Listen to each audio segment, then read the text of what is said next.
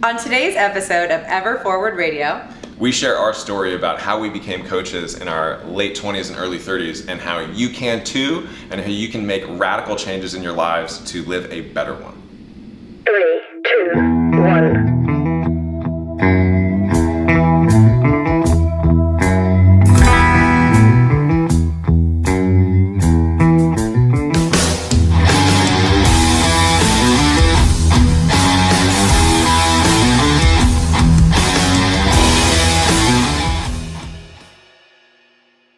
All right, so we're keeping the Austin train rolling here, and this was super convenient, and I'm very excited to get a 2-for-1 special here today. Yeah. Guys, welcome to the show. Thanks you for having us. Sean, Dala, it's a pleasure. We've crossed paths many times. I think this is the third time IRL this is happening. Yeah. Maybe. I know that you were trying to connect with us maybe a few months ago. Mm-hmm. I've always been, there was a trip that fell through once, yeah. We also have a coach on our staff, Vanessa, who's a huge fan of yours. Yes. Yeah. I've spoken with her many times. Right. Yeah. She's amazing. Yeah. Yeah, Sean was saying that she's just gonna pass out whenever she knows that you were in our apartment. Yeah, I texted her this morning. We were talking about some work-related things, and I was like, "Guess who's coming over to record a podcast?" Look at us. Yeah, we got a fan. We'll get a selfie for Vanessa, yes, maybe. 100%. She's gonna love this, just being mentioned in your podcast. We'll keep all this in for sure. All right, no cuts are allowed. But you guys, you haven't been always doing this, as you were sharing with me earlier, and you haven't always been doing this.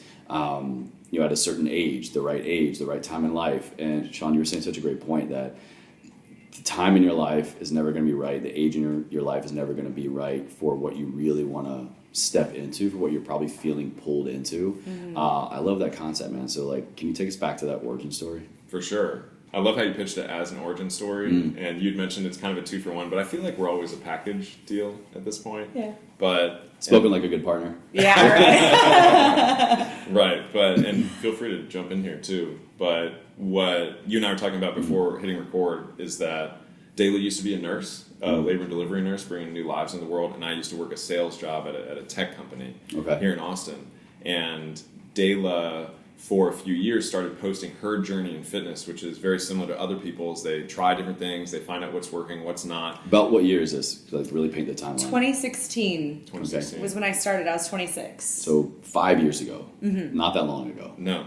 And at that time, like I said, Dala was trying out keto, and she was hashtagging the Keto Chronicles for her and sharing her journey, and then she'd try something else, and she wasn't necessarily trying to sell anything, quote unquote, online at the time. It was more so she was just trying to help people because she had sort of figured out how counting macros can help out. She was figuring out how different workouts could help out, and hypertrophy and all that stuff. So she just kept sharing information, and then it was like a blog, very blog style. Let me try this and write about it. Digital journal. Exactly. I'm sure it was helping you as much as you were finding it was helping other people. Exactly. It was like my accountability tool for sure. And so then in the beginning of 2018, Dala just announced, hey, I'm getting into coaching. I'd love to take clients on who are trying to lose weight, gain muscle, whatever the case may be. Mm-hmm. And I think the response was more than we could ever have imagined. Wow. The response was larger, I think, because it was kind of, it was never the intention to have an offer. Mm. It was just the intention to kind of blog or, like you said, a journal. But at that time, I'd been doing it for over 2 years, posting 7 days a week, constantly on my stories. Once stories became a thing, actually. But I was just incessantly putting out content and making little PDF guides. Never in a million years thought that I would leave the nursing profession.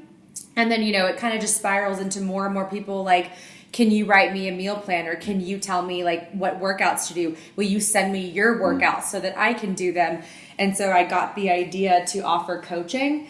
And so I think that there was such a large response because I had been priming the audience with providing value for multiple years when I had my first click the link in my bio moment. I think it's also trust too. And if I'm thinking about brands in the 21st century, I think it's more so who do we connect with and who do we feel like we're a part of their community versus multinational brands who are a little bit disconnected from the day-to-day life. Mm-hmm. And if I could surmise, people really trusted Dala with what she was posting and her story, and so then they knew that she was going to take care of them. Nurse. Honestly, the nurse thing helped a lot, I have to say. Truly, I bet, yeah. It's like the number one most trusted profession in Yeah. America statistically. That's Because what they always say. take care of us. Right. Yeah. When we're sick, we're in the hospital. Yeah. It's great having a nurse at home. I get a So- sniffle. I was I'm gonna like, nurse. Do you get the IV bags? Because I definitely got to benefit. So many times I would get stuck. Yeah, get a drip, hangover gone in like 5 minutes, or Right. I feel a sniffle again. Like I need immediate care. Yeah. That's amazing. It's amazing to just like have that Yeah. on call whenever you need it. But yeah, that certainly helped as well with like talking to people about fitness and nutrition and health, because people would legitimately say like, I believe you because you're a nurse. And, like, nurses are here to help people and that's their motivation. And so like you must be trying to tell me helpful things. And you've studied the human body. You Yes, know a thing yeah. or two of how it works. The healing process. So many things. For sure, Yeah. for sure. Yeah, Dala had to bring me up to speed on a lot of the anatomy, biology, because I was more of a liberal arts major in college. But with my swimming background, I had been in the gym constantly since I was a kid.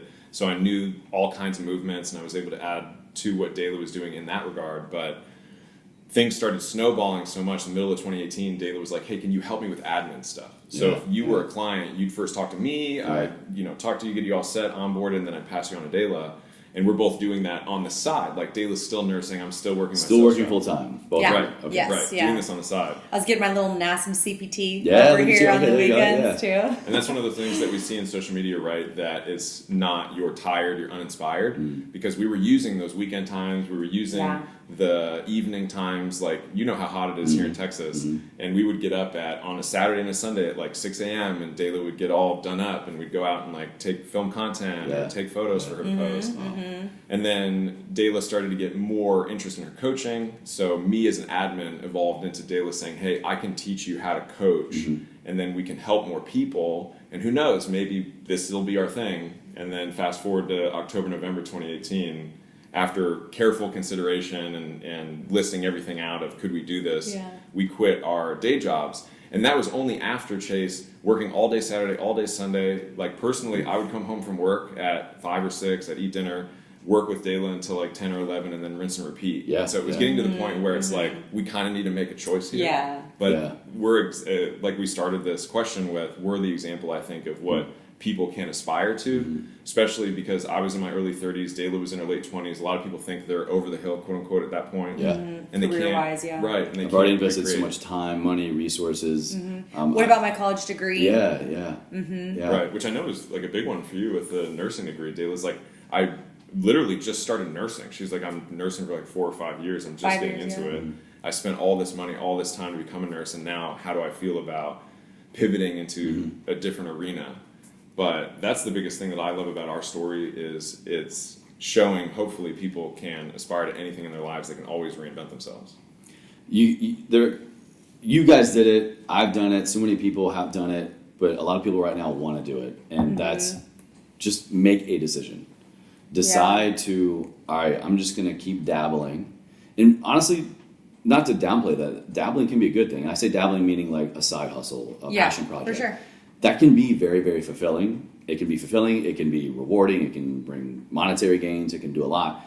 But there will come a point, if you keep doing both, that I personally think you got to commit to one. Absolutely. You're going to be drained. Your job or your audience on the other, your clients on either side, one of them is going to become more demanding. So how did you know, like, take us back to that moment. How did you know, like, this is the moment I need to decide and this is what I'm going to decide? You want to go first? So I had a little bit of more of a luxury than Sean, because in a hospital setting as a shift worker, it's easier to go down to like part-time status and peel off Yeah. hours, which Yeah. people in the medical field would understand. So I was actually able to go from 3 days a week to 2 days a week. And then I was able to drop down to what's called like a PRN status, which Yeah. means once or twice a month. And so I was able to slowly transition. And to be honest, a lot of my main motivations were like a financial responsibility of like, as training could make this, maybe nursing could go down like this over here, because I was broke like my entire life, like as long as I could remember. And I was up to my ears in student loan debt. Oh, nursing school's not cheap. Yeah. I know. Yeah. My wife just finished nurse practitioner school. It's even better now. Yeah, you add that into the file. Yeah. Yeah, and so I was paying like $700 or $800 a month just in the student loans, on top of everything else. So I feel like a lot of my decision making was actually kind of motivated by that, but I did have the luxury of being able to peel back those hours of the hospital. So I worked both jobs full time for a really long time, but then I was able to start to like proportionally lessen the nursing hours.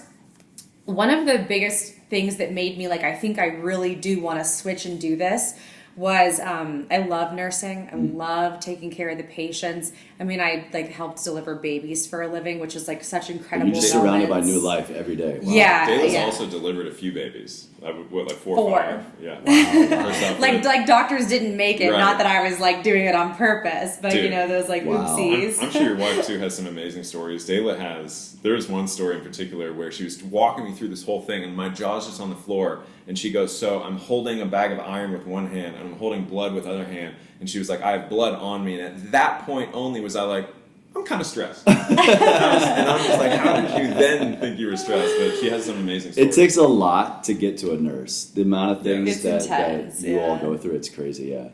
Yeah, it'll definitely train you right up to have like a different threshold for stress. Which is also helpful for their partners. So I'm sure, like Oh, you with yeah, your wife, yeah, like yeah. things that gross out other people, quote Yeah. unquote, in a relationship. Oh, yeah. Yeah. Dala's like, oh, whatever. I'm used to it. I've seen more. Let me look at it. Yeah. Yeah. She's like, I've looked at C. diff all day. Let me. Yeah. Whatever you got going on is not a problem. Right. But I mean, your wife probably knows too. Just sometimes hospital settings are exhausting, and Yeah, we yeah. worked at a particularly understaffed unit. We had constant turnover. We were constantly trying to bring in newbies because like all of the seasoned nurses were like leaving left and right. We had like travelers to try to supplement, so we like lacked like a core staff. We got lunch breaks like 25% of the time. That was just, in a lot of, that's Wow. the experience for a lot of nurses. It's not just unique to me, but I was like, man, I'm not eating on shifts. I'm not drinking water. On my days off, I like can't get out of bed. And I was like, I love my job, but I'm 26 years old and I feel like how 50 or 60 year olds describe the way that their bodies ache. And I was wearing like compression stockings and ergonomic this, and my back would be killing me at the end of every shift. I love what I do, but I hate what it's doing to me.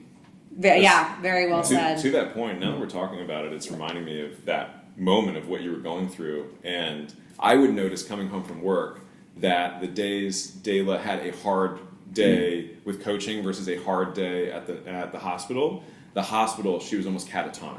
Like Oh, I would wow. come home and she'd be like, oh babe, like, man, I've been doing client check-ins all day, but you want to go grab dinner? And it was like way more subdued versus she would call me at 8:30, an hour and a half when she was supposed to get off her shift, and she hasn't eaten in 5 hours. She's rarely used the more, yeah. restroom, Yeah. like really frazzled. And I remember having that conversation with you. Yeah. I was like, I'm seeing this, and I don't know if you're feeling it, but when we have another opportunity of like this coaching business could Yeah. be your main thing, like as your partner who loves you, I'm seeing that way less impactful when you're having a busy day versus the other thing. I think that's such a good point for the listener to pay attention to, that this is a key marker that you can measure if you're on the fence or thinking about making this decision.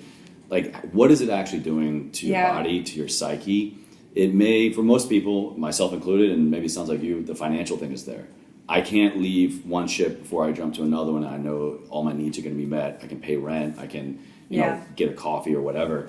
That's a very, very big point. But what really matters most, I think, for the longevity, because you're talking about your career. Yes. You're talking about what you're going to be doing day in, day out.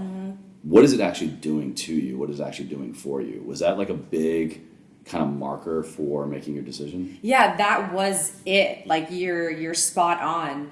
I got to the point where I noticed on the days where I was like coaching at home, I was like, I get to wake up and like make myself breakfast, and I was like, I feel like this. I'm just like romantic with myself I'm already over hearing here. gratitude. Like, I get to. yeah. I was like, I'm drinking coffee in a mug and like not a thermos that I'm just like running onto the unit and trying to keep track of it. 12-hour burnt, pot coffee. Yeah, like the worst coffee in the world. But I was just like, I was exercising at 10 a.m. I was exercising consistently. I didn't miss meals.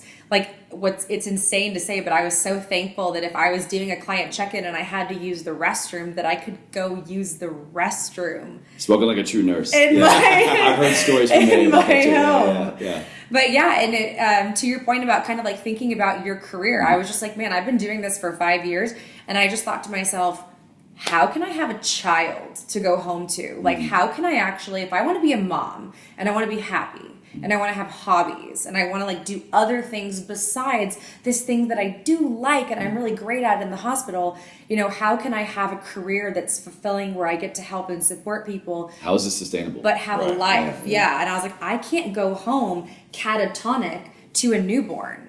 You know, I was just like, that's not the version of myself that I want to be. I'm not going to be happy. I can't bring other people into this world. And so I just like juxtaposing it next to training. I was like, I'm a fantastic version of myself when I get to be an online coach at home and actually take care of myself. Yeah. What was it like? It sounds like you saw that in her. Did you see that in him? Well, I'm curious of this because you guys also have a unique dynamic of this mirroring process and transition. Did you also kind of see this in him? Yeah. So he saw it in me first for sure. And like I said, I was able to, this time I was working like part-time, so I was home a lot more. And what I started to see in him was kind of like frustrated with the 9 to 5, where again, he just couldn't do anything else Monday through Friday plus work trips. And his schedule was just really out of his hands. He had a really demanding job even on the weekends, and so even like taking vacations was really difficult to do. He also felt as though, you know, like I think you might agree, like classic corporate America, ideas that he had like weren't necessarily heard. The opportunities for growth that he wanted weren't necessarily there. It was kind of like, you're here, we want to stick you in this box. We don't really want to hear from you. We don't really want you to complain. We want you to overproduce work for like maybe minimal appreciation. Overwork, undervalued. Well, Yeah. And what's funny about that, thinking about it now, is I worked for a private company, and then they sold the company, and so we had new corporate overlords, and that's when things really started to change. Because we felt really taken care of. It was like a homegrown here in Austin company, and then when we got acquired, things started to change, like Dala was saying, and you have to go up the chain, and the progress in your career is going to be a little bit slower. You might stall out because of bottlenecks, whatever. And thinking about it now, that was a big reason, because things had changed for me, and I'd been doing the same thing for about 8 years. And so I had 6 of those of like private company, everybody loves each other, we're all in it together, to 2 years of there's the overlords, quote unquote, in New York, and they're telling us what to do here in Austin. But I also had the benefit of being able to work from home from time to time. Okay. Towards the end, that's right. He kind of like told his bosses that he needed to help his wife with her business, and they actually like agreed to that. And so he was kind of doing like 3 days in the office, I think, and a couple days at home. Or I'd wake up and I'd work out and I'd come back home, and Dala would say like, hey, like while you're at the office, can you do this for us? And I would just text my manager and be like, hey, can I work from home today? And just stay home. But something I did want to point out, and I forget about this too until we start talking about it, but Dala's won multiple awards as a nurse. And so she's won multiple Daisy Awards, multiple Nurse of the Year awards. Wow. Which, if you're in healthcare and you're listening, you know what those are. And I do, if I'm on my soapbox, we just came out of 2020, which really highlights the failing of our healthcare system in the U.S. But at the time, the people running the hospital that Dala worked at couldn't do anything to try to keep her. So here you have somebody who arguably is the best nurse in Austin and probably top 5 in the state, and they can't do anything. Versus, you know, like pro athletes or people who work in an office, it's like, oh, you want to go to a competitor, we'll increase your pay. You know, we want to keep you. And they were just like, all right, cool, Dala, like, thanks for your service. So was that kind of just known, or were you having conversations? Because I'm sure this also fed into, it's time for me to go. Yeah, at our facility, it was just also that like the pay was non-negotiable. Like whenever I got out of nursing school, I was making $44,000 a year, non-negotiable. They were like, if you don't want the job, we have 500 other nurses, obviously, that want it. But yeah, you weren't allowed to ask for raises. And actually, I had forgotten this detail too, but I had actually promoted myself in all of the ways that I could. There were like little things that you could do to go from being like an RN2 to like all the way through an RN5. And the highest level that I could achieve was like an RN4 because I didn't have that master's degree, you know, that your wife had. But I was at my absolute peak and I wasn't going to be able to augment my income anymore. And I was making like $49,000 a year in Austin with graduating with like $92,000 in student loan debt. And so, I mean, obviously we're now going over and looking at like a multitude of factors, but the ceiling and I felt a little like, you know, Sean was nice to like compliment me in some of my awards and achievements. I started to get a little bit of a chip on my shoulder with a system where I was like, my work doesn't lead to like more opportunities or more like, you know, compensation and value. And I was like, I can get all the awards in the world. I can have like the best, you know, patient outcomes and I can like manage more patients and like help deliver more babies than everybody else. And I can be fast and I can be helpful and I can do all of these things. And it just like doesn't matter in terms of like, you know, what a lot of us need from our jobs is like that security and that like financial freedom versus when it came to coaching, I realized that if I wanted to become the best coach that I could be and put in those extra hours and go that extra mile with clients, that there was a directly proportional relationship to like the level of expertise that I could, or excellence that I could achieve and my reward. Yeah, the amount of value one can provide. I mean, you do that with your podcast, and the more value we can provide as coaches, then that's going to help us live our lives. Whether that's monetary fulfillment or the fulfillment of getting messages, being, hey, this changed my life. Oh, yeah, just the appreciation. Right. And compare that to where I was with my work at that same time. They said we can probably only increase your yearly salary by about 10 grand. That's what we've gotten the green light for. Yeah. But my two managers here in Austin, they were amazing, and they just did that kind of as a, hey, we have to do this and offer this to you, but we see the writing on the wall, we support you. Like, obviously, I'm not going to a competitor or doing something completely different. They're like, you're kind of like starting a family business. Oh, sure, yeah. So I was really fortunate that they were really supportive of me leaving. It's so funny you guys bring up compensation. I was talking about it earlier, and it is a very, very valid point. Anybody that wants to succeed in life and succeed in your job, the more work you do, more compensation, as the times change, as your living conditions change, family dynamics, all these things. But it is such a main point of if I'm doing more, if I'm taking on more certifications, going to school more, if I'm performing more, getting these awards, if I'm doing all these things, because I want to, like most people, I think you love your job. Yeah. You wouldn't be wanting to excel if you didn't. But then that financial thing comes into play and it can make or break you. And I had this very distinct moment, not to make it about me, but just to like highlight, I want to hear such a great point. I was, my last job as a health coach, I was up for this promotion. They're basically kind of creating this role, someone to like oversee the wellness department in all of our offices. And I went in for the interview, went through all the steps, did all this stuff. And the former CEO at the time, there was like a little bit of like a coup. And he was gone pretty soon after. Got to the final negotiation, and I said a number, and it was a little bit higher than what HR said in the beginning, so I kind of felt like I won. And I was already doing a lot more, and so I felt valued. I felt like this is good. I saw a Post-it note on his little tablet thing, like a notepad, and we'd already agreed on it, and he flipped over and was like, oh yeah, we can do that. $30K less. Wow. $30K less of what they were willing to come in to meet me at. And that alone, I'm sure, was already lower than what that job qualified for. Yeah. And it stung so bad. Oh, yeah. But I went, I did the job, and then that definitely kind of just having that lurking in the back of my head over the next year and a half was just the nail in the coffin for me, because I was just literally doing the job with 4 people, loved what I did. I mean, I don't think anybody would be working in the health, fitness, wellness space, being a nurse, if you didn't care what you did. You didn't care about what you did, you didn't care about the people. But then just knowing that I could be making $30K more at least doing all this was just, it was such the thing that lurked forever, and I had a breaking point. I was like, nah, I'm out. Right. And then, and then you just go and you make up that own value, do your own thing. I think that story speaks a lot to the need for humans to be appreciated. Yes. Yeah. And Yes. in the world in which we live, Yeah. present day, Yeah. that's in the form of money for the most part.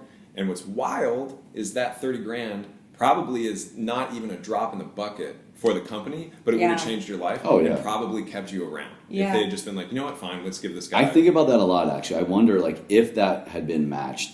Honestly, I don't think so. It would have helped a lot. There were a lot of other frustration points, but it's such a good point. Right. Yeah. It maybe makes you think twice or think about it, or maybe it pushes your departure out another couple of years because you're like, oh, hey, like they really helped me out and they hooked me up. But it's so wild because with what Dala did as a nurse, if they had an opportunity to make just $5 grand more that was going to get taxed, everyone was like, oh, yeah, I'm down, let's do it. And to big companies that are either national or global, they don't have to go that far. I could get on a soapbox. Yeah, it's crazy. So you decided, clearly, because we're here having this conversation now. What was that like? What was it like when you left the security, when you left the known, the familiar, and you not only both committed to this new endeavor, but you committed to each other to do this together? I was going to see if you wanted to go first, but I can. you go first. Well, first off, we'd always, and what I really appreciated about our relationship is we'd always considered ourselves a team. Like, even with things at home, the traditional quote-unquote breakdown is the woman is going to do more things in the home, but we always looked at it as, hey, we're both living in this space, so if the trash needs to get taken out, like whoever's there can do it. Or we're both here, that's both got to go. Exactly. Yeah. I was pleased personally that we both had jobs before we became coaches, and the money was going into the same pot, and it was like, awesome, this is all working. And so the part of the genesis for working together was Dala and I wanted to hang out more. And Dala was if I can teach you how to coach, then we can do this all the time, the two of us. And so it was never oh man, we're going to have to live and work together. We never even really thought about that. It was more so, in my opinion, could we do this monetarily? We're leaving things that are pretty much guaranteed. You get a parent guaranteed paycheck. We were very well prepared to have to go beg for our jobs back in 6 months. Yeah, we had lots of those combos. But I'm fortunate, and I think we're fortunate that my dad and Dala's stepdad are both entrepreneurs. And they were very influential of King, like, hey, you guys can do it. Like, you should That's try. awesome. Yeah. And for me personally, I think for both of us, the question was, do I want to regret this down the road? And I think this is, again, something for anyone listening in their lives of, we were like, we're fine trying this, and if it doesn't work, that's fine. And we'll beg for our jobs back, and we'll make it work. But if we don't do this, and a decade down the road, we're like, man, like, what could have been? So for me, that was a driving force. And we actually, like Sean said, we did a really good job of actually working together. We're the married couple that was the end of 2018, and we still spend all day, all the time, every single day together, and we honestly crush it. Like, we kind of have this inside joke that we're like highly codependent. Like, it's like a joke, but it's serious because we're just like I sit right over there and he sits right in there, and we're just like, miss you, what are you doing, what's up? And it used to be in a 1-bedroom apartment, and we would literally be like this section of the sofa. Well, yeah, we built the company in a studio together. Wow. It was like it was like an under 500 square foot studio, so we were used to being cozy. Yeah, I'm codependent. Like, there's a music festival later this year, and Carter's trying to get me to go, and Dala can't. And I was like, well, I want to hang out with Dala. And he was like, bro, you always are with her. I'm the same way, man. Anytime one of us knows that we're going to be able to do something and the other person can't, but the other person definitely would want to, it's like we kind of present it with our tail between our legs. Like, so, like, our favorite band is playing at the weekend that you're at your sister's bridal shower. Yeah. I won't have to go. Or you should go. Okay, all right, I'm going. So, but it's good to have the dynamic. 100%. Sure. That's exactly what happened, Chase, because I was like, I don't know, I'm thinking about doing this. You should totally go. And I'm like, I don't know. So what has it been like from that moment, kind of launching this joint coaching endeavor, to what you guys are doing now? Have you found that you as coaches has changed and therefore the business has changed, or have you found that the way people need to be coached has changed over the last couple of years and therefore you are becoming different coaches? or maybe a little bit of both. I don't know. Yeah, no, that's a really cool question. So, really, our roles changed as coaches because we kind of we like rapidly moved up more so into management of DLD Nation because we were fortunate. We were fortunate that the company had like really rapid growth. So at first, it was just Sean and I coaching, like when we were both had full rosters and we were coaching everybody. But now we're in a position where we have 19 coaches on staff. 19. And how long? How many years have you guys been doing this? 3. 3. You got 19 coaches on your team in 3 years. Wow. Officially. And that includes Yeah. us. It's 19 including 19 including us, yeah. So there's 17. And that changes everything. It's amazing. But Congratulations. it's like you gotta put the Yeah, I accurate appreciate stats. that. Yeah, I like that. I think for me, a big turning point was COVID, honestly. And How so? 2020, great question. Before that, we had 3 assistant coaches. So it was 2 of us and 3 assistant coaches. And then COVID happened. We immediately saw an impact with our clients who were service workers, waiters, waitstaff, bartenders. They had to fall off. And they were like, hey, like literally my job's been taken away from me. I can't afford coaching anymore. And we immediately went into how it happened was California went into lockdown, or San Francisco went into lockdown.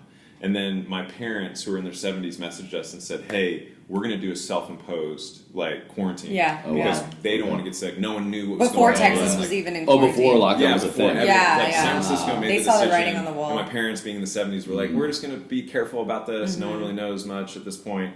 And that weekend, we went into go mode, and Dala was like, we need to make a ton of at-home workouts. Like, if you have a We dumbbell... need to like change what we're doing entirely. Right. Wow. Like, if you have a 2 25-pound dumbbells and a band, we will come up with a workout for you. Wow. And it was Yeah. us and our coaches. Way to be like in tune with your industry and knowing ahead of time what your people are going to need. Right. Yeah, and, yeah. And so we started like that weekend, and all of our coaches, the 3 or 4 that we had on staff at that time, and some support people, everyone was burning the midnight oil to make it happen.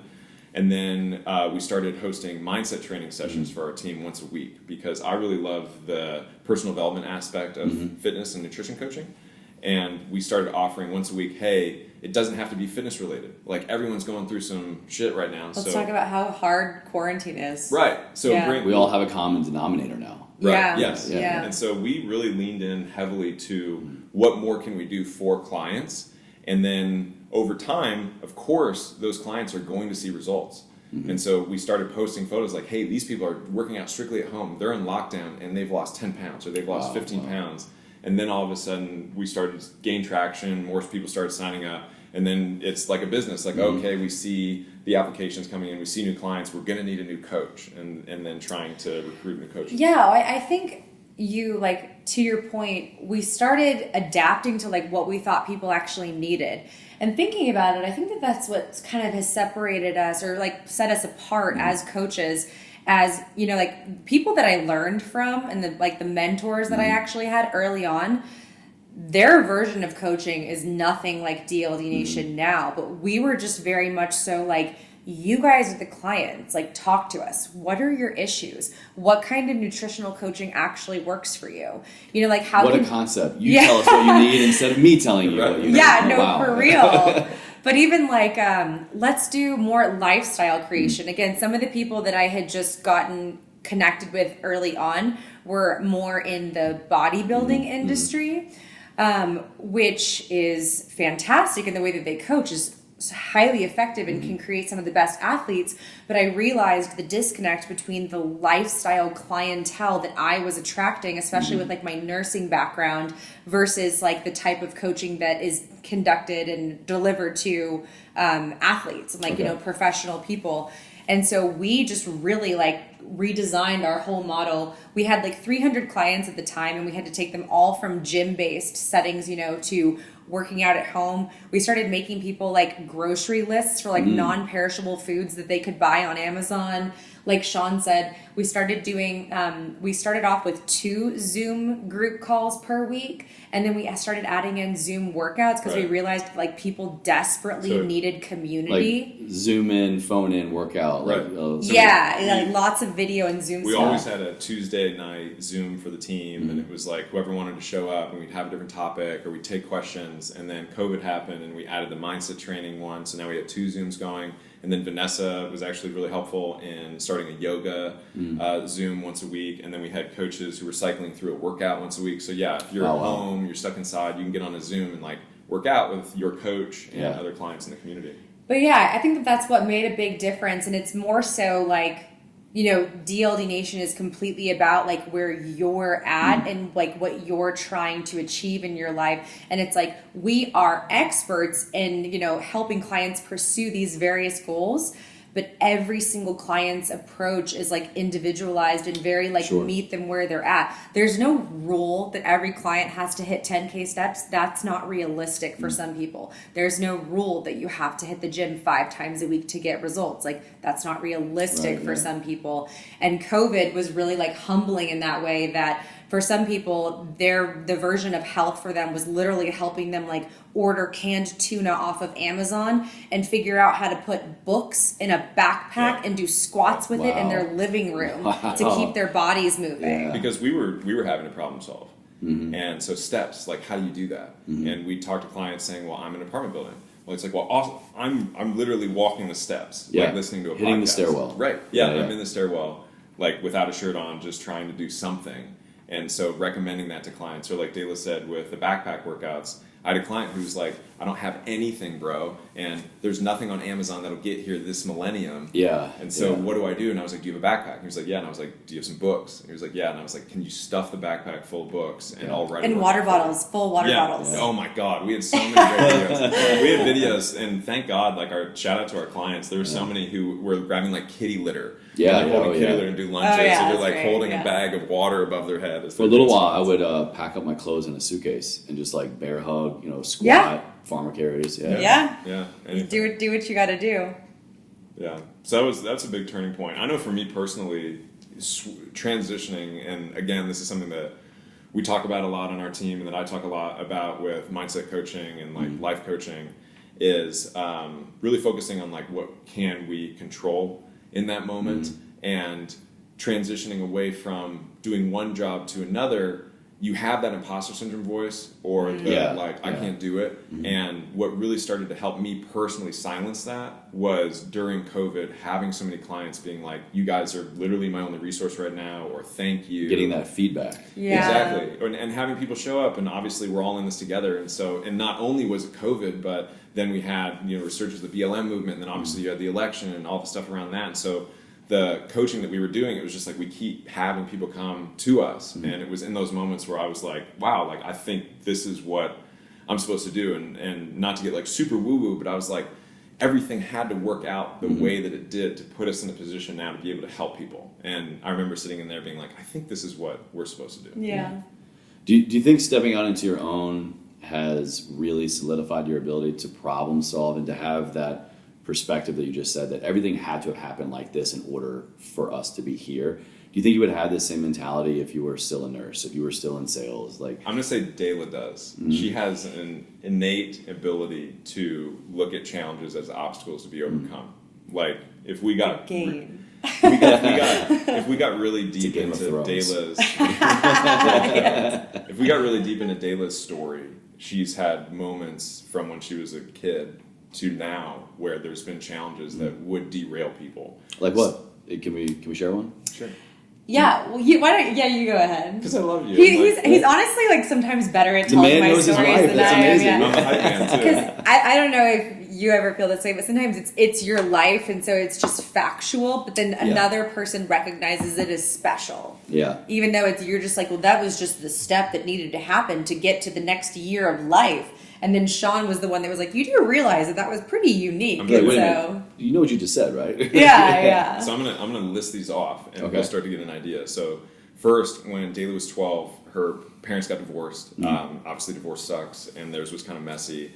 And so Dala went from a upper middle class lifestyle to literally being called Goodwill in high school. Wow. And her mom had to go back to school, and during that time, she told Dala as a 12-year-old, you are now mom 1B, and you got to take care of the kids, her 3 younger siblings. You have to listen to Dala. If I'm not here, you listen to her, or we're going to have an issue. Wow. And so Dala had the work ethic, etc. We could get into statistically speaking of a broken home and single momming it, and like shout out to Dara, your mom. Yeah. So that was one that Dala like overcame. As a nurse, she graduated top of her class here at UT and University of Texas, and then to get her first nursing gig, she was accepted, but then as it came time to start that job, they were like, hey, sorry, we're kind of overbooked, you gotta wait a year, or Budgets, feel free to go somewhere else. And so Dala started cocktail waitressing at one of the bars here, Wow. and then also nannying to get through that year and pay for it. And that's where other people would have been like, oh man, maybe I shouldn't be a nurse, I need to move, whatever. Dala stuck with it, did that. She talks a lot about her back rehab. She had a few slip discs and herniated discs, and we had to see 3 different individuals and finally saw a person who started treating her like a professional athlete who gets injured. So Dala was going in multiple times a week, like leaving drenched in sweat and doing that. Wow. And then most recently with her hair and going through androgenic alopecia, which is a genetic hair loss issue, and then buzzing her head and like having this amazing hairdo. And it's like every single time, right? So every single time Dala has something, an obstacle, a challenge that would have derailed somebody, she looks at it like, how can I not only overcome this, but then teach other people how to do it. So with her rehab, that was a big one, right? And that started to really inform our coaching. Like, hey, we want to make sure you're doing these things, especially for your core. And then with her hair, and saying like, okay, to a lot of people, this is sort of like a death sentence, and I'm using air quotes, but how can I not only help myself, but then empower other people? So I think Dala just has it, where she hits challenges and overcome. But what you're describing there is, like, I think not only the great characteristics of a coach, but the great characteristics that it takes to be a high performer, and honestly just to like be a human being these days. Because 2020 threw the book at us. Life isn't getting any easier, and you have to choose to have this mentality to gamify things, to win, to get a silver lining, to get an advantage out of an adversity. And so like the coaching perspective, I think it's great too, because maybe not everybody's going to be able to identify to exactly what I'm going through. We're all different. We all go through different things, but there's going to be like some traumatic event, extremely, mildly. There's going to be something that happens that you have to choose to pull a lesson out of, to endure, or to let it ruin you. And your clients, I'm sure, are probably the most grateful for that, because it doesn't sound like you go through life, you process it, you find the lesson, and you bring it into your clientele. And in this day and age of a lot of coaches, it's just, no, here's what I do, here's what you should do, kind of thing. Have they received that in a way that you think matches more of like what you were saying, like, no, it's just factual, it's not my story, it's nothing special? Like, are they receiving these lessons as you all are receiving them, and are you seeing the change in their life that you have seen in your own? I think that I would say that we definitely have seen the change in them.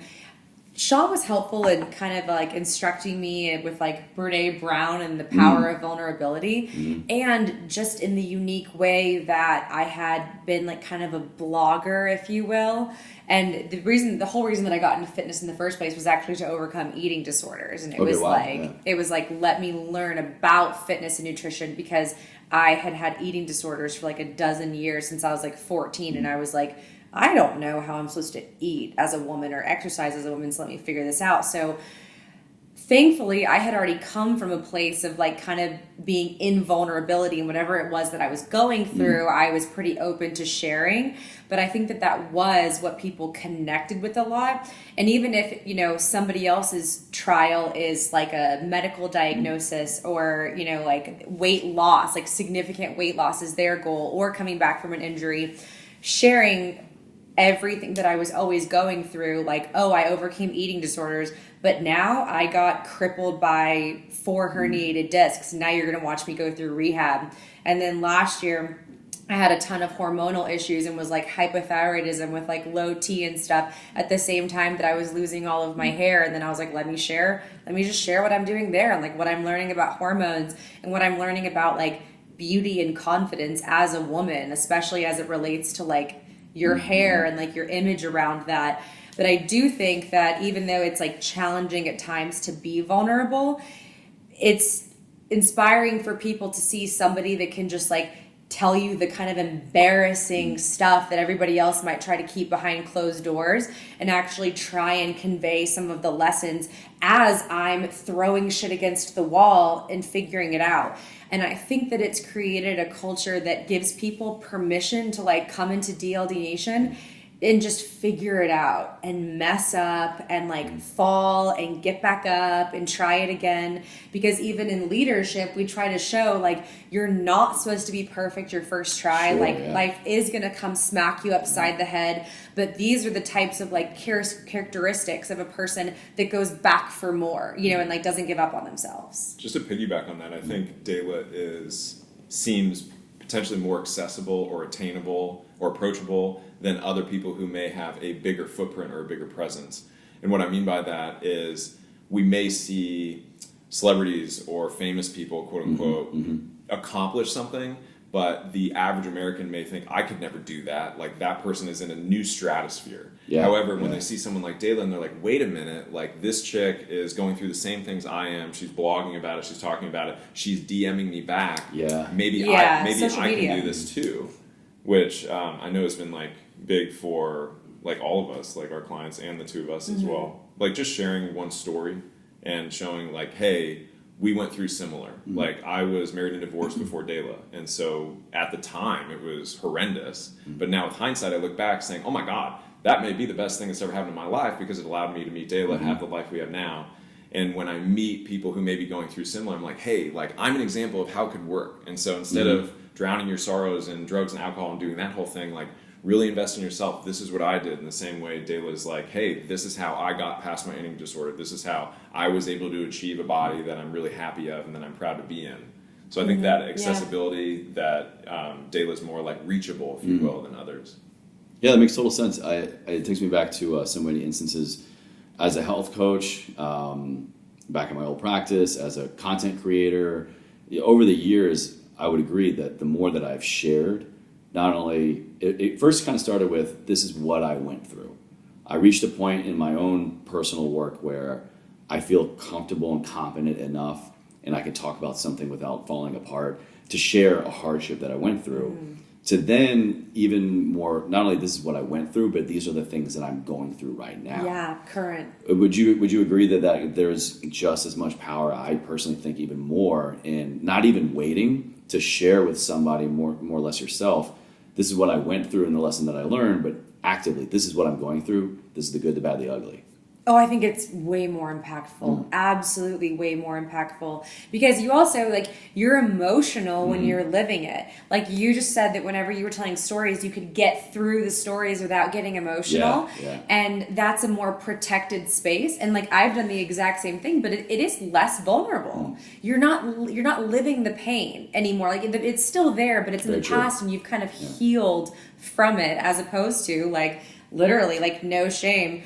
I have cried on my Instagram more in the last year, but there were just moments where like I hadn't told Instagram, air quotes, you know, that, or I hadn't like shared with my It audience. hasn't become Instagram official yet. Yeah, that I was experiencing hair loss.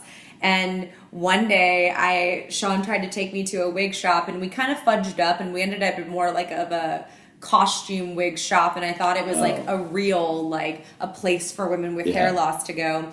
And anyways, there was like a really like thoughtless guy helping us, and he was trying to help me fit one of the wigs, and he was like, man, you do not have a lot of hair. And in that moment, I was just like, we very like, you know, quietly but quickly got out of there. We like got in the car, and I just started like sobbing, and it was like hitting so hard because like I knew what was going on. I had been diagnosed, but I was trying to get help, and to have that sort of interaction with that individual.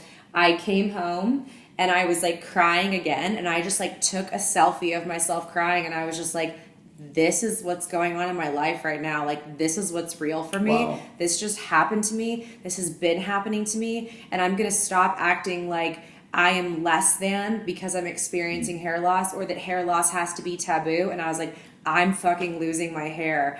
And I like Own it, yeah. And I've to date never had a larger response ever, nor do I almost think I ever will than that day. It was literally thousands of DMs and messages and like love and outpour. And I think the people were just so grateful for me to be like, this is what's happening today, not something that's in the past that I can like tell you all the lessons that I learned. But I was like, I am in it right now. I know nothing. I don't know where I'm going. I haven't learned the lessons, but like, I'm just going to open up and there's share nothing with you. wrong with that. Right. Yeah. Honestly, looking back on it, at the time, obviously, the guy saying what he did, I somewhat get it from a sales standpoint, like he's kind of negging. And I was right next to Dala when he said it, and I was like, oh, crap, like I know how Dala's feeling now or having an idea. But if we look back on it, that was the impetus for Dala sharing her story and getting really emotional because we Maybe went we back. should thank that guy. There you go. Right. Yeah. We went back to the car and Hey, I want to thank you for being insensitive, extremely insensitive. You've catapulted my life. Right. But that was, Write him a note. that was the moment we went back to the car and Dala started crying and we talked about it for a moment. Dala was saying that she had been following all of these women who have been dealing with hair loss and they are wearing wigs, and that made Dala feel empowered. And she was like, now I come to this wig shop and I feel less than, and we kept talking about it, and we came to, what if you become this person that you're looking up to? Like you just said, these women who have dealt with hair loss and how now have wigs have really inspired you and made you feel not alone. I'm sure there are people following you, Dala, who feel the same way, or they're losing their hair and they don't know what to do, and then now you start talking about it, you can be that inspiration for them. You never know what somebody's going through. That's what I found. No. And Man, do you not? maybe it's just like the 2 years in LA kind of shining through of being into the feels and just extreme, what's the best way to say it? More of like a perpetual want to be in emotional awareness.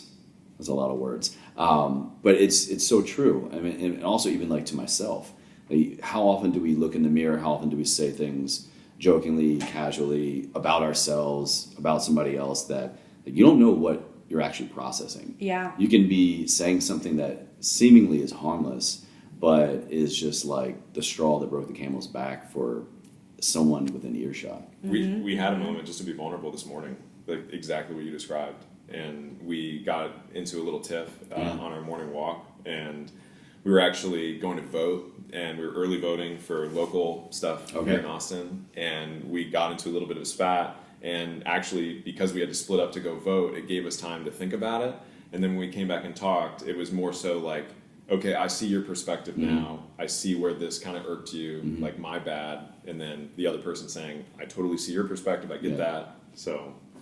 It's all about that. One of my favorite quotes is, we can only understand as far as we can see. And if we don't have those other perspectives, like when we get more perspectives, we can expand that vision and that Absolutely. reach. What are you guys working on the most right now? I mean, your journey the last several years and all the growth that you've had during COVID has had such profound effects on you personally, individually, as a married unit, and clearly in your business and in your content. Where are you now with it? Where do you want to go with it?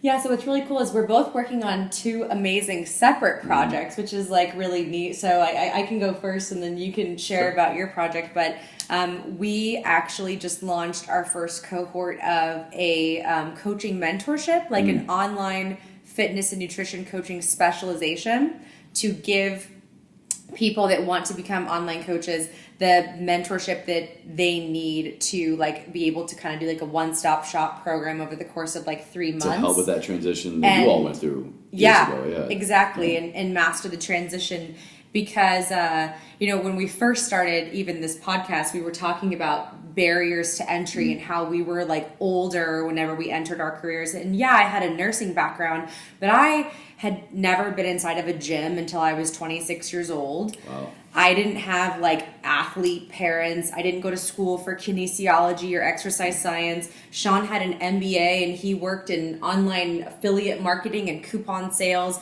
And we just we did receive a little bit of the, you guys don't really deserve to be here, because people that are in the fitness space, I went to school for this. I have a master's in this. I have 9 other certifications that say I deserve this. I have years of experience that say that I deserve this.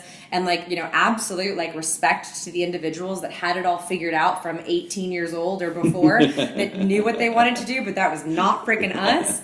And I just realized, like, man, there are people, though, that they want to become coaches. Yeah. They figure out that fitness transformed their lives, and they want to help other people do that.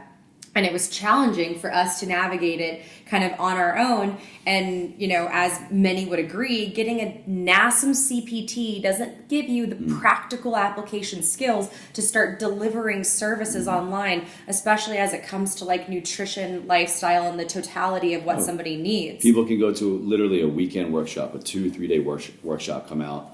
I'm a coach, I'm a trainer, I know everything, which you learn a lot, but like to your point, yeah, it doesn't quite work that way. Yeah, and it is just not everything that you need. But then it's like, okay, it's not realistic to tell 30-year-olds to go back to school and go back to school for 7 years to also deserve to be here as a coach.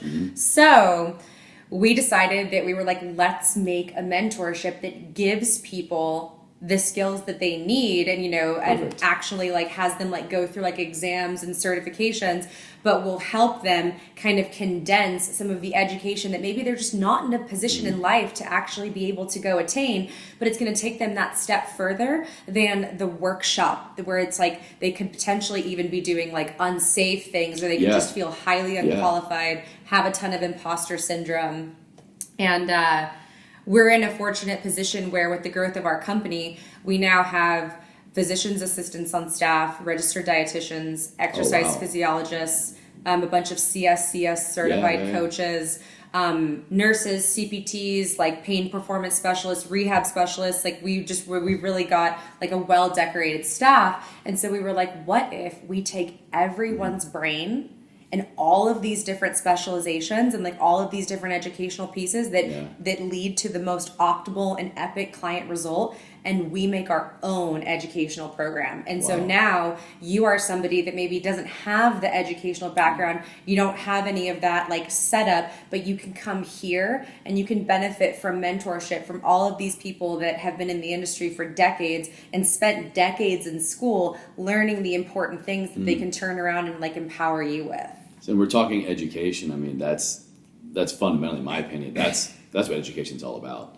I mean, it's stepping into a room with an expert or somebody who's been in it for years, and you're fast tracking. Right. Exactly. That's amazing. Exactly. Collapsing time. Yeah. You know, like with the coaching and the mentorship. What I love about it, and this is from Dala talking to this first cohort of OFNC about it, basically saying that while there is regulation for coaching in a gym, you have to have NASM, you have to have ISSA, something like that to One of be the able to accredited coach. agencies. Right. There's nothing that exists like that for online coaching. And Dala has another company called Next Level Coaching Academy, or NLCA, with our friend Chad Molyneux, who we were talking about before. Yeah. And that teaches coaches how to run their business. So It's business coaching. how do you go out and get Yeah. clients? Okay. How do you talk to them in DMs? What do you do if you get them on a phone? And then also how to set up your LLC, pay taxes, like the business side of things. And I think after being successful with that, Dala saw there was this void of how do you actually coach? Like how, when a client comes to you in a check-in with XYZ, what do you actually do? Exactly. And if they're having an issue with something, how do you approach that? And how can you do that by still being a good coach and not, being aggressive with a client in that way? And I've heard Dala record so many modules on, like she was saying, all of these different looks. Like, what if somebody comes to you with this malady? What if someone comes to you, they got blood work from their doctor and they're presenting that to you? Those things that you don't think about when you're just starting out. Like you said, you go to a weekend thing, you're like, I'm an online coach. And then someone comes to you and they're like, I have this. I just did blood work. I have my blood panels. Here you go. It's like, oh, I don't know what to do there. And there's no organization until OFNC that can help you do that. Amazing. Is that live in the world yet? You guys, it's coming soon? Or? Yeah, we're in our first cohort now, and then the second cohort will be in August. But we have 125 students in there now, living it every day. Wow.